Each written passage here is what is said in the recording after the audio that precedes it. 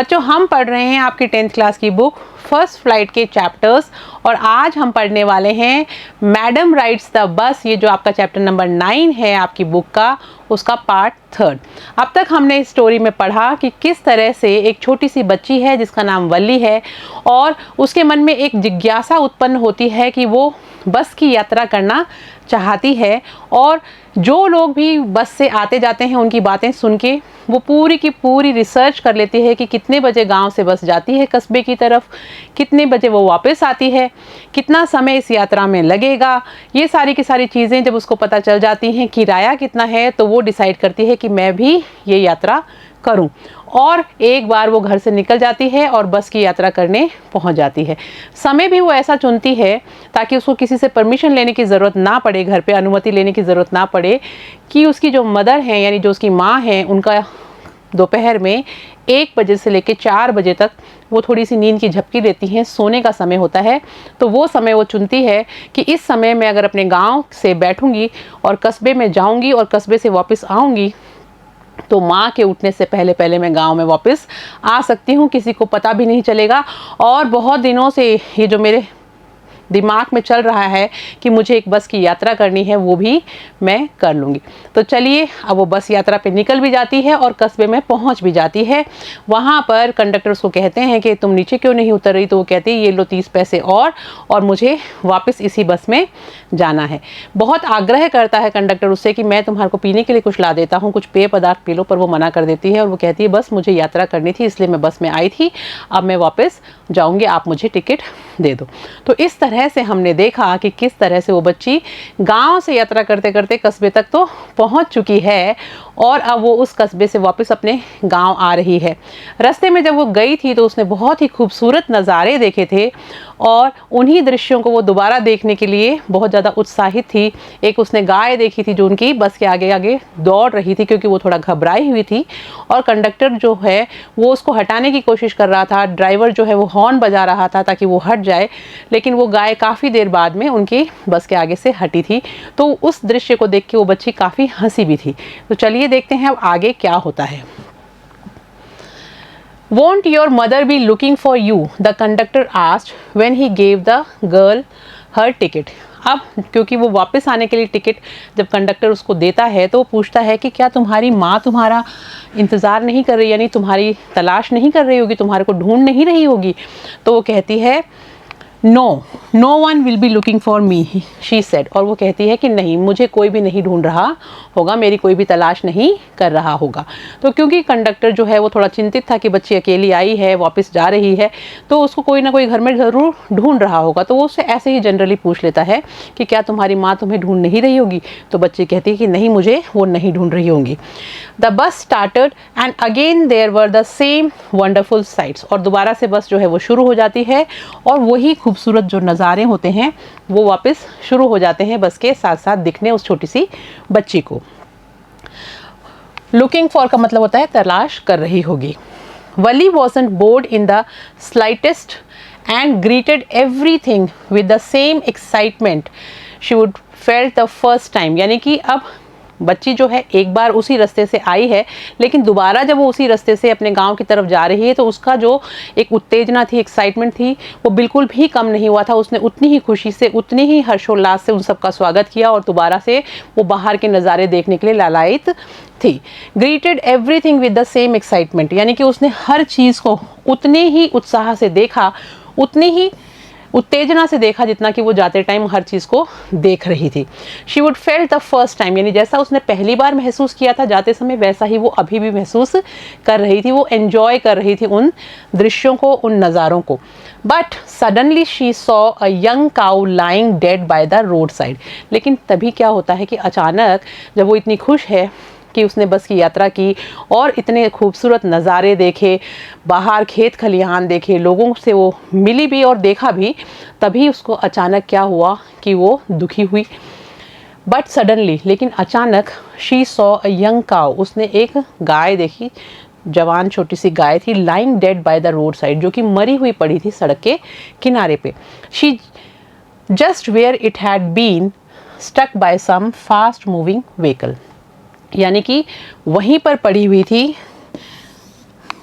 Just where it had been stuck by some fast moving vehicle, यानी जहाँ पर कि एक कोई तेज गति से आता हुआ जो वाहन था वो उसको टक्कर मार के चला गया होगा, तो वहीं पर वो जहाँ टक्कर लगी होगी वहीं पर वो मरी हुई पड़ी थी सड़क के किनारे पे। Isn't that the same cow that ran in front of the bus on our trip to town? तभी वो जो बच्ची है वो पूछती है कि क्या ये वही गाय नहीं है जो हमारी बस के सामने चल रही थी, दौड़ रही थी जब हम इस ट्रिप पे, यानी जब हम कस्बे की तरफ इस बस से यात्रा कर रहे थे तब। शी आस्क्ड द कंडक्टर, और ये बात बच्ची ने किससे पूछी? कंडक्टर से पूछी कि क्या ये वही गाय नहीं है जो जाते समय हमारी बस के आगे आगे दौड़ रही थी। The conductor nodded and she was overcome with sadness, यानी कि कंडक्टर ने सिर हिला के जवाब दिया और वो जो बच्ची है वो बहुत ही ज़्यादा दुखी हो गई। What had been a lovable beautiful creature just a little while ago and had now What had been a lovable beautiful creature just a little while ago had now suddenly lost its charm and its life and looked so horrible, so frightened as it lay there, legs spread-eagled, a fixed stare in its lifeless eyes, blood all over। यानी कि अब जब वो बच्ची देखती है उस गाय को कि वो एक सड़क के किनारे पड़ी हुई थी, उसकी टांगें ऊपर हो रखी थी, उसकी आंखें जो हैं वो एक तरफ घूरती हुई सी, बिल्कुल निष्क्रिय थी क्योंकि वो मर चुकी थी, स्टेयर कर रही थी एक ही डायरेक्शन में, उसमें कोई जीवन नहीं था। तो बच्ची बड़ी दुखी होती है कि देखो इस गाय की क्या हालत हुई है, थोड़ी देर पहले इसमें लाइफ थी, ये कितनी हंसमुख थी, कितनी खूबसूरत थी, और मरने के बाद में कितनी भद्दी और डरावनी दिखाई दे रही है। तो वो इस दृश्य को देख के जीवन और मृत्यु का जो रहस्य है उसको समझ जाती है कि जीवन का कोई भरोसा नहीं है, मृत्यु को वो कभी भी प्राप्त हो सकता है। यानी कि लाइफ एंड डेथ जो हमने इस पार्ट का नाम रखा है वो इसीलिए रखा है, ये समझाने के लिए कि बच्ची जानती थी जीवन और मृत्यु के बारे में, लेकिन आज उसको उसका अनुभव हुआ, आज उसके ज्ञान में वो प्रवेश कर गई कि इस तरह से अचानक ये घटनाएं जो हैं वो घटित होती हैं। The conductor nodded and she was overcome with sadness, जैसे ही कंडक्टर ने सिर हिला के उसको कहा कि हाँ ये वही गाय है, तो वो जो बच्ची है वो बिल्कुल दुख से चारों तरफ से घिर गई। What had been a lovable beautiful creature just a little while ago, और वो कहती है कि ये जो गाय थी ये कितनी प्यारी, कितनी खूबसूरत प्राणी थी थोड़े समय पहले, had now suddenly lost its charm and it's life, और अब देखो उसने अपनी जो खूबसूरती थी वो और अपने जीवन को पूरा का पूरा ख़त्म कर दिया है, यानी वो सब कुछ उसके अंदर अब है ही नहीं। एंड लुक्ड सो हॉरिबल, और ये कितनी ज़्यादा भद्दी दिखाई दे रही है, so frightening as it lay there, और वहाँ पे पड़ी हुई ये कितनी डरावनी और भद्दी दिखाई दे रही है। Legs spread-eagled, a fixed stare in its lifeless eyes, blood all over, और इसकी जो टांगे हैं वो चौड़ी हुई भी पड़ी हैं, यानी मरने के बाद अकड़ जाता है जो शरीर उस तरह से उसकी टांगे ऊपर की तरफ हुई भी पड़ी हैं, और उसकी जो आंखें हैं वो एक तरफ जहाँ भी वो देख रही होगी मृत्यु के समय वहाँ पे रुकी हुई हैं, स्टेयर कर रही हैं, घूर रही हैं, और उनमें कोई हलचल नहीं है। और लाइफलेस आइज, यानी ऐसी आंखें जिनमें जीवन नहीं है, उस तरह से वो घूर रही हैं। ब्लड ऑल ओवर, और चारों तरफ खून ही खून जो है वो फैला हुआ है। स्प्रेड-एगल्ड का मतलब होता है फैलाई हुई। द बस मूव्ड ऑन, और अब जो बस है वो उस गाय के पास से आगे की तरफ चल पड़ी और आगे जा रही थी। The memory of the dead cow haunted her, अब वो जो याद थी उस गाय की वो उस बच्ची को थोड़ा सा उसके दिमाग में बार बार आ रही थी और उसको थोड़ा सा डराने भी लग गई। डैम्पनिंग हर एंथुसियाज्म, और उसने उस डर ने और उस भय ने कि भाई अभी अभी उसने गाय को मरे हुए देखा है, तो उस दृश्य ने उसका जो एंथुसियाज्म था, यानी जो उसका उत्साह था, उसको पूरा का पूरा ख़त्म कर दिया, दबा दिया। यानी वो बच्ची इतनी उत्साहित होकर चारों तरफ देख रही थी, खुश थी अपनी जर्नी से, लेकिन जैसे ही उसको ये दृश्य दिखाई दिया वो एकदम से बिल्कुल ही डिप्रेस हो गई, निराश हो गई, दुखी हो गई, और बहुत ही ज़्यादा परेशान हो गई ये सोच के कि किस तरह से अचानक वो जो गाय है उसकी डेथ हो गई, कोई उसको टक्कर मार के चला गया। She no longer wanted to look out the window, अब उसका जो मन था वो बिल्कुल भी नहीं था, वो बिल्कुल भी नहीं चाहती थी कि वो बाहर की तरफ खिड़की के बाहर देखें, क्योंकि वो ऐसा दृश्य देख चुकी थी कि अब उसका मन भर गया और वो नहीं चाहती थी कि अब वो खिड़की के बाहर कुछ देखे। हॉन्टेड का मतलब होता है बार बार दिमाग में आना, विस्मृति करना संभव था, यानी उसको भूल जाना बहुत मुश्किल होता है कोई चीज़ को। डैम्पनिंग हर एंथुसियाज्म, यानी उसके उत्साह को मंद करते हुए, धीमा करते हुए, ख़त्म करते हुए एक तरह से। शी सैट दस ग्लूड टू हर सीट, वो ऐसे बैठ गई जैसे कि वो अपनी जो सीट है उससे चिपक गई हो। ग्लूड मतलब होता है चिपक जाना। Until the bus reached her village, वो तब तक वहाँ पे बैठी रही जब तक कि वो जो बस है उसके गांव में नहीं पहुँच गई। At 3:40, और बस कितने बजे पहुँची बच्चों? टाइम आप याद रखेंगे कि 3:40 पे वो बस जो है उनके गांव में पहुँच गई। बच्ची वापस अपने गांव में आ गई है। She stood up and stretched herself, वो खड़ी होती है और अपने आप को थोड़ा फैलाती है, यानी वो थोड़ी सी अंगड़ाई लेती है क्योंकि काफ़ी देर से वो बैठी हुई थी। Then she turned to the conductor and said, और फिर वो कंडक्टर की तरफ मुड़ती है और कहती है, उसने उसको कहा, well sir I hope to see you again. तो कहती है ठीक है sir, I hope to see you again, यानी मैं उम्मीद करती हूँ कि मैं आपको दोबारा मिलूंगी। Okay madam, he answered her smiling, और उसने भी, कंडक्टर ने भी हंसते हुए मुस्कुराते हुए जवाब दिया, स्माइल करते हुए कि ठीक है मैडम, ज़रूर। Whenever you feel like a bus ride, come and join us, कि जब भी कभी आपको एक बस में यात्रा करने का मन करे तो आइए और हमारे साथ शामिल हो जाइए। And don't forget to bring your fare, और अपना फेयर का मतलब होता है किराया, और अपना किराया लाना मत भूलना, क्योंकि पूरे रास्ते वो कंडक्टर उस बच्ची के साथ हंसी मजाक करता हुआ गया था। तो अभी भी उसने उसी लहजे में कहा कि हाँ, जब भी मन करे हमारे पास आप इस बस में आ जाना, जब भी आपको घूमने का, राइड लेने का मन करे, बस की यात्रा करने का, लेकिन किराया लाना मत भूलना। She laughed and jump down from the bus, वो हंसी और कूद के बस के नीचे उतर गई। Then away she went running straight for home, उसके बाद में वो वहाँ से दूर चली गई और सीधा अपने घर में गई, दौड़ते हुए सीधा वो अपने घर में चली गई। When she entered her house, she found her mother awake and talking to one of Wally's aunts. जब वो अपने घर के अंदर दाखिल हुई तब उसने देखा, उसने पाया कि जो उसकी माँ है वो जग गई थी और वो बातचीत कर रही थी अब वल्ली की एक आंट से, चाची, मामी, कोई भी हो सकती हैं। The one from south street, और वो जो उसकी आंट थी वो कहाँ से आई थी? साउथ स्ट्रीट नाम की एक जगह है, वहाँ से मिलने आई थी उसकी मदर से और वो दोनों बातें कर रही थी। This aunt was a real chatter box.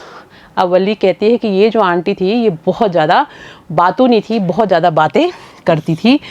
Never closing her mouth once she started talking, यानी वो अपना मुंह कभी भी बंद नहीं करती थी, जैसे ही वो बोलना शुरू करती थी उसके बाद वो बंद नहीं होती थी, इतनी ज़्यादा वो बातूनी थी।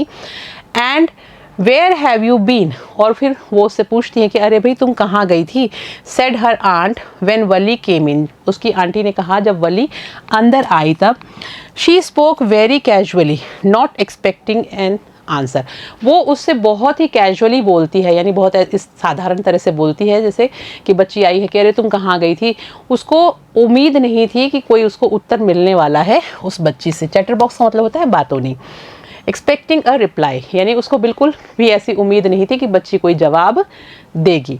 सो वली जस्ट स्माइल्ड, तो वली जो है वो सिर्फ मुस्कुराई। And her mother and aunt went on with their conversation, और उसकी जो माँ और उसकी जो आंटी हैं वो अपनी बातचीत जो थी उन्होंने वापस चालू ही रखी। Yes you are right her mother said, और उसकी जो माँ है वो उसकी आंटी से कह रही थी कि हाँ तुम सही कह रही हो। सो many things in our midst and in the world outside, तो उसकी माँ जो है वो उसकी आंटी से कह रही थी so many things in our midst and in the world outside, कि हमारे बीच में बहुत सारी चीज़ें होती रहती हैं और संसार में बाहर भी बहुत चीज़ें घटित होती हैं। How can we possibly know about everything, यानी हम हर चीज़ के बारे में जाने, ऐसा तो संभव नहीं है कि हम हर चीज़ के बारे में जानते हो, ऐसा संभव नहीं है। And even when we do know about something we often can't understand it completely, can we.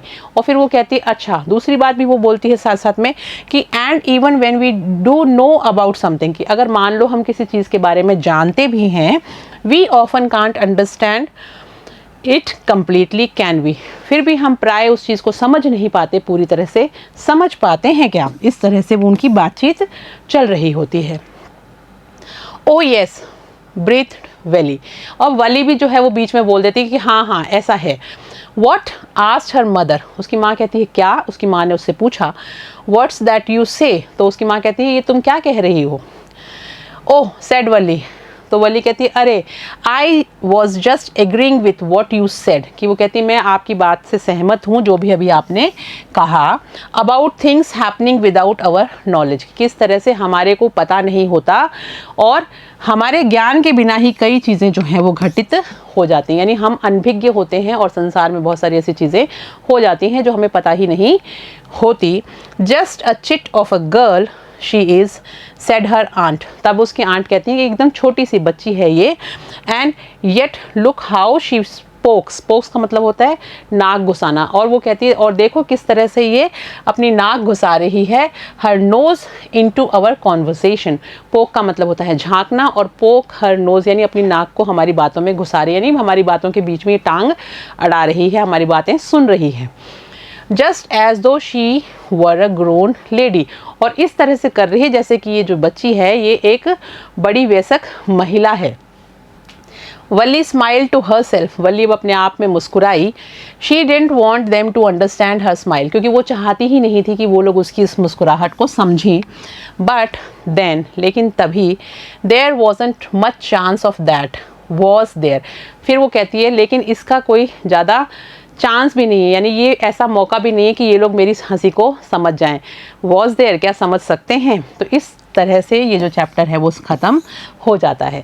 तो ये जो एंड पार्ट है कहानी का, इसमें देखिए बच्चों जो वली जो है, Valli smile to her self, वो अपने आप से क्यों मुस्कुरा रही है, वो इसलिए मुस्कुरा रही है कि हाँ बिल्कुल कई चीज़ें ऐसी घटित हो जाती हैं जो हमारे को पता ही नहीं होती, उस बात पे उसको हंसी आती है और वो स्माइल करती है कि हाँ मेरी मदर को भी पता नहीं है कि मैं बस की यात्रा करके आ गई हूँ। तो इस पे वो खुद ही मन में हंस रही होती है, मुस्कुरा रही होती है और सोचती है कि but then there wasn't much chance of that was there, कि इसका कोई मतलब भी नहीं है, यानी इस चीज़ की कोई संभावना भी नहीं है कि इन लोगों को पता चल जाए, है क्या।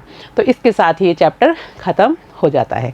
आई होप बच्चों ये आपको चैप्टर अच्छे से समझ में आया होगा। आप इसको ध्यान से सभी पार्ट्स को पढ़िएगा और हम मिलेंगे नेक्स्ट क्लास में। तब तक आप लोग पढ़िए। Thank you.